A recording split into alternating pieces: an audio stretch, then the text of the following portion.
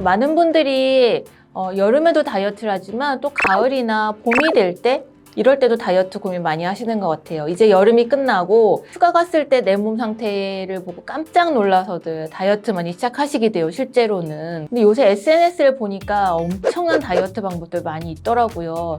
그래서 오늘은 좀 약간 쇼킹한? 뭐 이렇게까지 해야 되나? 뭐 이런 다이어트법 이런 거에 대해서 한번 알아볼게요.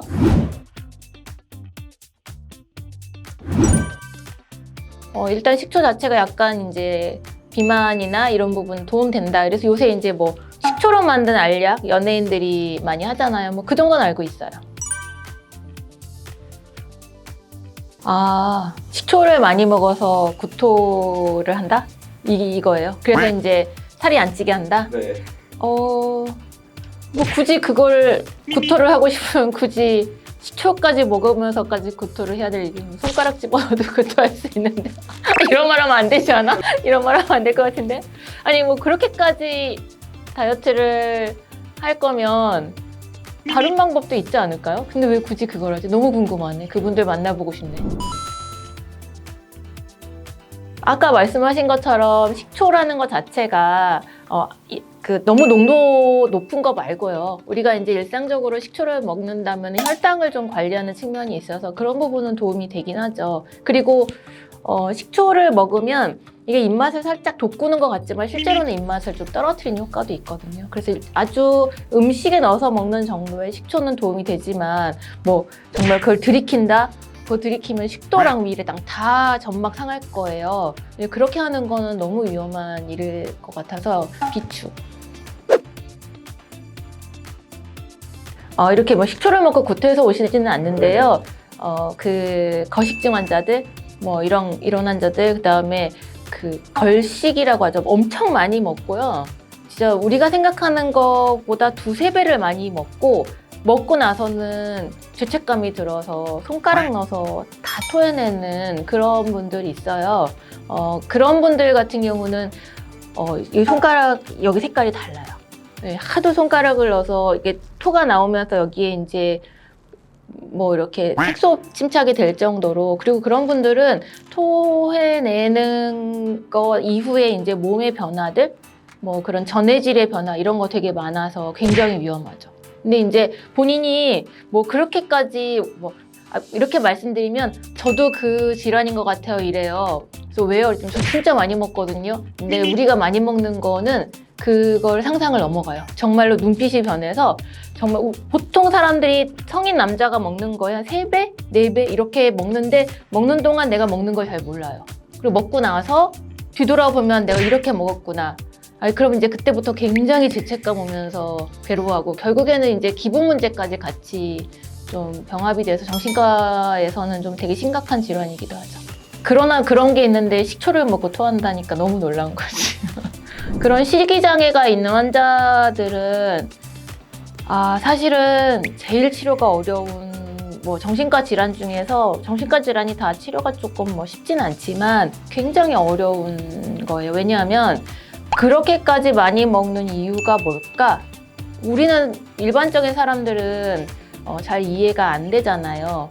어느 정도 먹으면 배가 부르고 뭐 또 기분이 좋고 막 사람들 만나면 많이 먹을 수도 있죠. 근데 그걸 훨씬 넘는 거니까. 근데 이제 그런 분들은 이 세상에서 내 마음대로 할 수 있는 게 먹는 거밖에 없다라고 그런 게 각인이 되어 있기 때문에 이런 건 상당히 오랜 기간 상담하고 약물 치료하고 우울증 내지는 불안증 이런 것까지 같이 치료해야 돼서 굉장히 치료가 어려운 정신과 질환 중에 하나죠.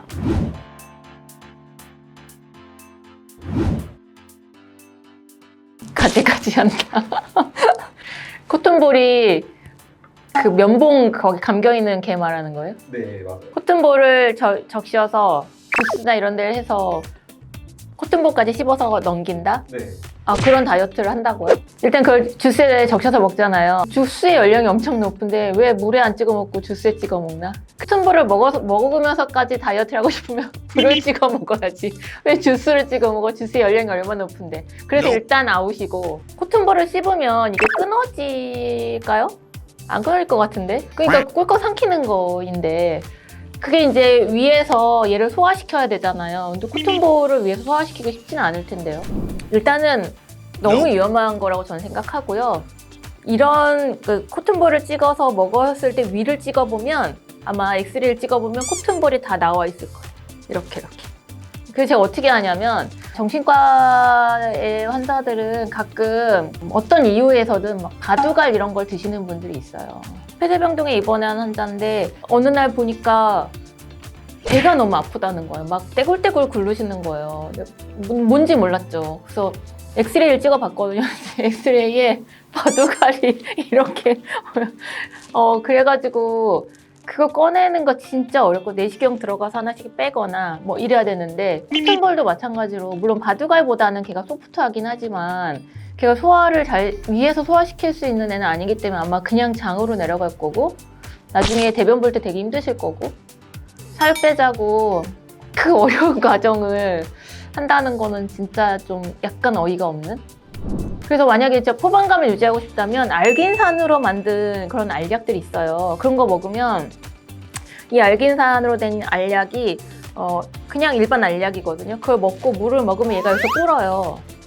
그래서 그거를 처방하면 환자들이 예전에는 이렇게 접시가 있으면 이거 다 먹을 수 있겠다라는 생각을 하지만 먹다 보면 너무 많이 먹었네 하고 숟가락을 내려놓거든요.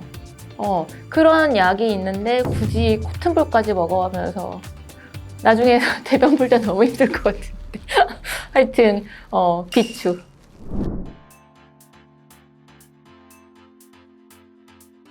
근데 이제 그 자체가 소화가 안 되는 재질이잖아요. 소화가 되는 재질이었으면 걔가 식품으로 분류가 됐겠죠. 근데 식품으로 분류가 되지 않고 공산품으로 분류가 됐다는 건 소화가 안 되는 거고 위에서 걔네들이 소화 안 된 상태로 있다가 장으로 내려가서 어차피 나오긴 해야 되니까 이 과정이 너무 위험하다고 생각이 들어요. 실제로 저희가 환자분들 처방할 때 포만감을 늘리는 약들 처방해요. 그러니까 이제 다 처방하진 않아요. 뭐 예를 들면 나는 얼마 안 먹는데 살이 쪄. 그런 경우는 거의 없긴 한데 대부분 환자들은 난 진짜 안 먹거든요. 저는 다른 사람에 비해서 근데 살쪄요 뭐 이러는데 하여튼 그런 거 말고 너무 많이 먹는다고 하시는 분들이 있어요. 자기가 퇴근하고 나면 막 너무 스트레스 받고 이러면 맵고 짜고 이런 걸 막 정신없이 먹는다? 이런 분들한테는 실제로 포만감 유지하는 약제를 처방해요. 안전한. 다 이렇게 식약처에서 오케이 한 약들로. 코튼볼은 식품 아니잖아요. 약도 아니고. 이건 되게 위험한 것 같아요. 음식 같은 경우는 저는 음식 어떻게 먹냐면 아침에는 고구마나 감자, 그다음에 요거트, 바나나 뭐 이런 거 먹어요. 이런 것들을 좀 먹으면 좀 도움 될 수 있을 것 같기는 해요. 양배추도 되게 좋아요. 양배추도 조금만 먹어도 되게 포만감이 있어서 위가 좀 괜찮으신 분들은 저녁에 그냥 슬라이스 해놨다가 생으로 드셔도 되는데 위가 안 좋으면은 미리 삶아놔서 아침에 그렇게 드시면은 조금 포만감 유지해서 좀 도움되기는 하죠. 미역은 좋죠. 미역은 철분도 워낙 많이 있고 해서 좋긴 한데 미역을 어떻게 먹을 건데요? 초장에 찍어서? 국 끓이기 너무 귀찮잖아요. 소고기 넣어서 국 끓이기 귀찮으면 그냥 초장에 찍어 먹는데 초장 많이 찍으면은 다이어트에 아무 효과가 없다는 거. 살짝만 이렇게. 전체적으로 음식을 다이어트를 하려면 간을 좀 죽이는 게 좋긴 한 것 같아요. 너무 간이 세도 좋지는 않으니까.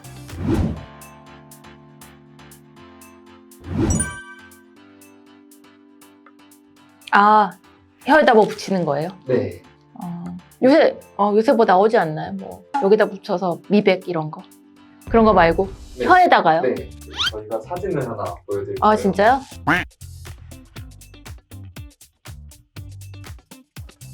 이거 수술하는 거예요? 네.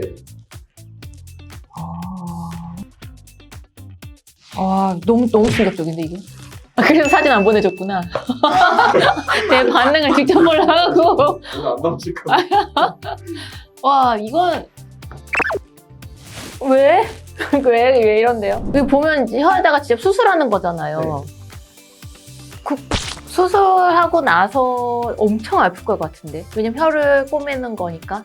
일단은 저 수술하고 나면 당분간은 뭐 이 고통 아니고 수술한 고통 때문에 아예 음식 못 들어갈 것 같고. 그러니까 저 정도 가구면 뭘 해도 다이어트 할 수 있지 않을까요? 저 정도 할 정도로 내가 살을 빼야겠다고 하면, 물론 이제 뭐 그동안 많이 해봤는데 안 되니까 저기까지 갔을 거라는 건 생각이 들지만 좀 마음이 아픈데. 예전에는 없었겠지만 요새는 코로나19 코비드 걸리고 나면은 입맛이 다 떨어져가지고 미각을 못 느낀다고, 냄새도 못 맡고 미각도 안 되고 뭐 그래서 살 빠지는 경우가 제 주변에 있더라고요. 제 주변에 와인 국제심사위원이 있는데 아시아 트로피가 얼마 전에 있었대요, 대전에서. 가서 이제 전 세계 와인을 마시고 향 맡고 색깔 보고 이래서 이 와인의 등급을 정해줘야 되는데 그 전주에 코비드 걸려가지고 완전 냄새도 못 맡고 입맛도 안 되고 뭐 이래서 살이 한 6kg가 빠졌다고 하던데, 뭐 굳이 이렇게 입맛을 없애면서까지 잘 모르겠는데요. 출혈도 되게 심할 거고, 왜냐면 혀는 되게 출혈이 많이 나는 그런 장기 기관 중에 하나여서 저렇게 수술하고 나서도 출혈 문제도 되게 심각하고, 아유, 걔가 저렇게까지 해야 되냐. 안전한 방법으로 다이어트 하세요, 여러분. 네. 할 말이 없다, 진짜 이건. 아, 너무 놀랬네. 살 안 빼보셨죠? 지금 빼고 있어. 빠지나요? 잘? 안 빠지죠? 거봐요. 이게 예전에 비해 살찌니까 불편한 게 있죠. 옷도 다시 사야 되고, 그리고 아침마다 옷 입을 때 좀 짜증나고. 근데 이제 이거는 어느 범위 안인데, 여기서 보면 이제 사진들 보면 약간 여성분의 얼굴이 되게 좀 살이 좀 있으신 분이잖아요. 아마도 저 정도까지 했을 경우에는 저분이 여러 가지 다이어트를 다 해봤는데 안 되니까, 저 수술은 일반인이 하진 않았을 거잖아요. 의사가 했을 거고, 의사의 진단하에 저런 걸 했을 것 같은데, 저런 걸 진단하는 의사도 정말 대단한 것 같긴 한데, 근데 그만큼 어느 누군가에게는 비만이 뭐 별거 아닐 수도 있지만 어느 누군가에게는 살이 찐 자기 모습이 굉장히 치명적일 수도 있기 때문에 이렇게까지 아마 살을 빼려고 하시는 것 같기는 해요. 근데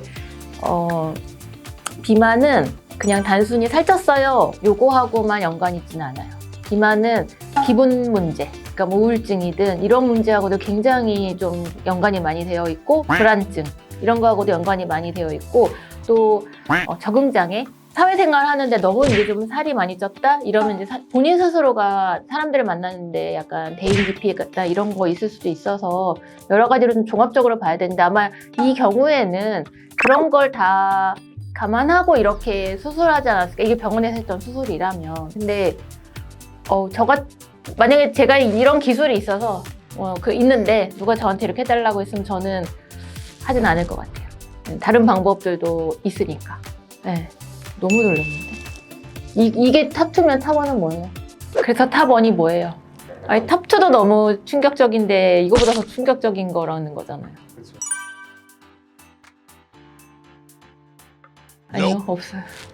저는 오직 안전한 다이어트만 생각합니다. 뭐예요? 또? 네. 뭐야? 아니, 안 볼래. 안 볼래? 안 볼래. 더 이상한 거일 거잖아요. 뭐예요?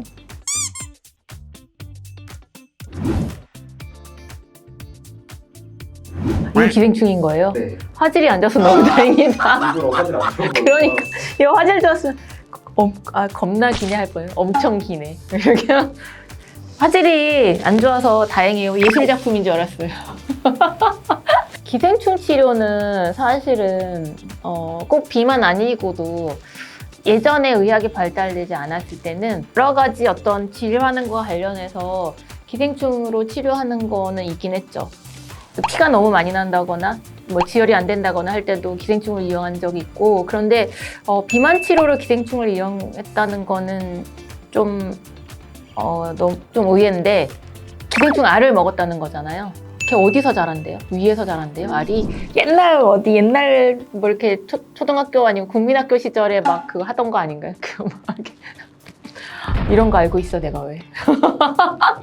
그래서 옛날에 보면 되게 막 엄청 많이 먹는데 삐짝 마르고 이러면 사람들이 너 기생충 약 먹어 막 이랬거든요. 몸에 기생충이 있어서 네 영양분은 다 기생충이 가져간다. 그 원리를 비만 치료에 이용한 거잖아요. 아이디어는 참 획기적이나 몸에 되게 위험하다. 아까 말한 것처럼 그 알을 촌충은 길이가 그렇게 길지 않을 건데 기생충이 진짜 긴 건 18m짜리도 있단 말이에요. 나는 아까 기생충이라 그래서 뭐 18m 이런 거 생각했죠. 네, 하여튼 그래서 내가 먹은 걸 기생충이 영양분을 가져가서 나는 살이 빠진다잖아요. 그쵸? 그러면 열심히 다들 사회생활하고 경제생활하고 돈 벌어서 기생충한테 먹이를 주는 그런 개념인 거잖아요. 그럴 거면 나 같으면 아까워서 음식을 안 먹을 것 같긴 해. 굳이 기생충 먹이자고 그렇게 이런 토요일 날 나와서 이렇게 영상 찍는 거 힘드시잖아요. 나도 토요일 날 나와서 영상 찍는 거 힘든데 주말까지 일하고 그게 힘들게 번 돈으로 먹었는데 기생충한테 갖다 주는 거 이건 좀 너무 슬픈 일인 것 같아요. 댓글들 보면 네. 기생충한테 밥을 주더니 차라리 2스푼을 덜 먹겠다. 그러니까 내 말이 그 말이야. 기생충한테 밥 주느니 그 용기면 그 노력이면 밥을 안 먹겠다. 근데 이제 밥을 안 먹으면 안 돼. 밥을 줄여야 되고. 근데 기생충 하니까 옛날 생각 많이 난다. 의대에서 기생충학 배우거든요. 시험을 땡시라는 게 있어요. 의대에는 땡시 같은 게 있는데 현미경 실험이에요. 딱 시험관 가면 현미경이 이제 막 쫙 있어요. 그 현미경 안에 기생충이 있어요. 그래서 현미경 보고 그 현미경에 보이는 기생충 이름이랑 근데 기생충은 이름이 진짜 길고 옆으로 누워 있어요. 그 뭐지? 라틴어 이런 애들이라 그 글자 다 누워 있거든요. 길고 그거 쓰고 땡 하면 옆에 현미경 가야 돼. 그래서 전체적으로 이렇게 로테이션으로 하는 그래서 이거 봤는데 시간 안에 못 쓰면 이건 틀린 거예요. 옆으로 옆에 현미경 가야 되고 또 막 보다가 못 쓰면 바로 또 옆에 현미경 가야 돼. 근데 웃긴 건 옆에 현미경 갔는데 자꾸 전에 현미경 게 생각이 나서 얘도 못 맞히고 막 이런 거 하죠. 오랜만에 기생충 봤네요. 그러니까 아까 말한 것처럼 열심히 너무 힘들게 돈 벌어서 기생충을 먹이는 그런 다이어트는 안 했으면 좋겠어요. 너무 위험하고 아까 말한 것처럼 위벽이 뚫리거나 얘네가 장이나 이런 거 폐색시킬 수도 있어요. 장의 이런 부분들을 막아버리고 이러면 장 폐색 오고 이러면 장 그 부분 완전 썩거든요. 그러면 복부 이제 완전 이렇게 오픈해서 교복술이라고 하는데 복부 다 드러내서 해야 되는 그런 수술까지도 할 수 있는 아주 위험한 다이어트라고 비법이라고 할 수도 없다.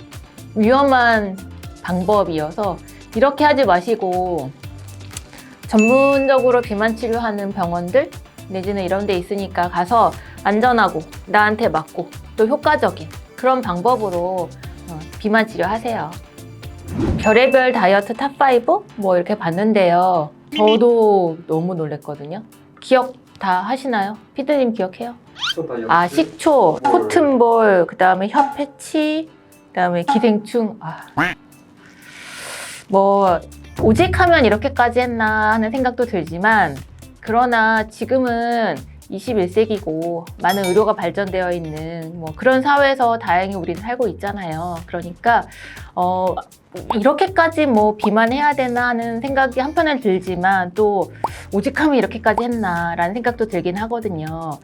비만이라고 하는 거는 내가 비만되지 않아 보면은 왜 저렇게까지 하나 생각 못 할 수도 있어요. 근데 저도 한 지금 8kg 빼고 지금 다시 3kg 빼고 저도 쪄본 적이 있죠. 그래서 아까도 이제 제가 준비하다가 예전 사진 보고 깜짝 놀랐거든요. 아니, 이건 숨겨야겠다.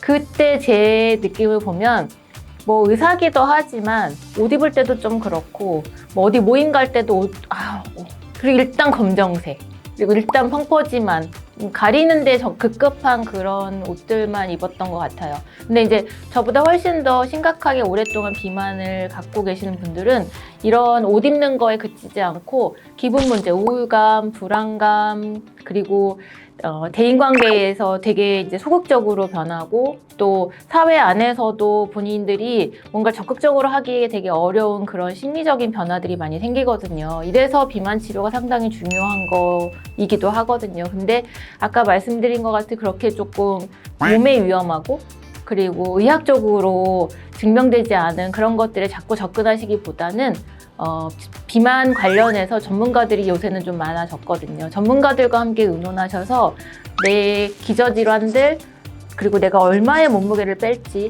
그리고 어떤 방법으로 뺄지 미리 다 서로 얘기하고 의논하고 상담하고, 이렇게 해서 안전하다고 판단이 되면 그때 비만 치료하셔서 안전하고 효과적인 다이어트 하시길 바랄게요.